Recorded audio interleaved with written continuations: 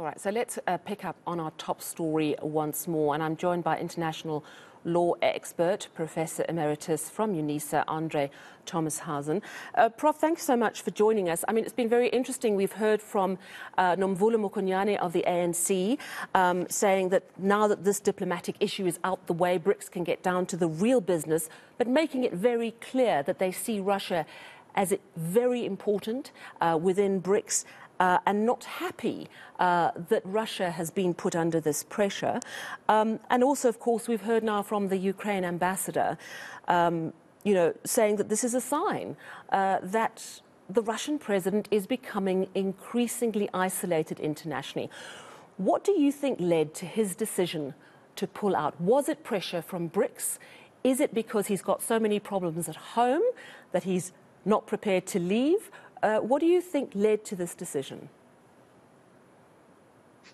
Okay, good evening. No, I'd like to see things in a positive light, and I think the logical conclusion is that President Putin didn't want to damage the African peace mediation effort, which was initiated by President Ramaphosa, which led to a visit in Kiev, and or Kyiv, as it is now called, and of course to consultations with President Putin. And these consultations have been ongoing. Only last week, President Ramaphosa spoke over an hour over the telephone to President Zelensky, and of course there's continual engagement with President Putin, and also the grain deal was discussed in this context.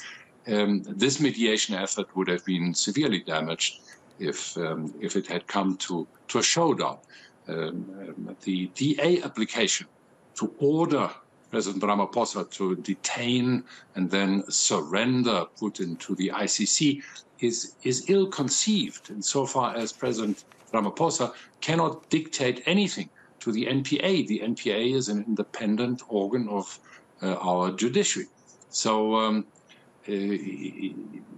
President Putin couldn't have prevented the NPA to maybe carry out a request from the ICC to act on the warrant.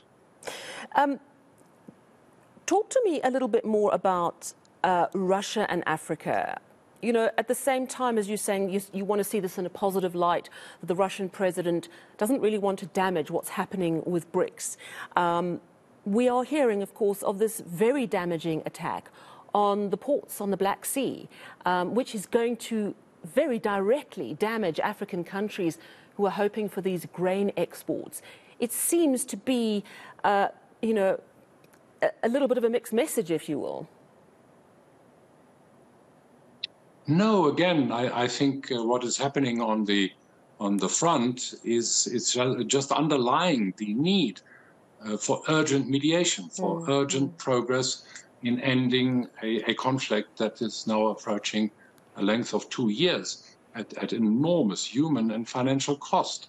The Western powers so far, by my calculation, have invested $2 billion in direct aid and in rearming, but the further rearming plans bring us to a total of about $400 billion, when this money is desperately needed to combat global warming and to also alleviate Africa's predicament of not accompanying the world in development and in progress. So the grain issue is a thorny one, because there's a lot of evidence that none of this Ukrainian grain has actually benefited poor and also malnourished and even starving people. It was traded. It was traded in Europe and on the grain exchanges, because obviously also most of the land where to just jump in there, Prof. So are you saying that what the Ukrainian ambassador has just told me, which is that this grain was given freely, might not be the truth?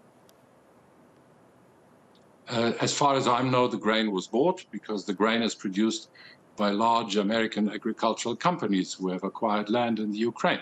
It is possible that some of the grain was supplied to the World Food Program, which belongs to the United Nations, and a distribution of the grain.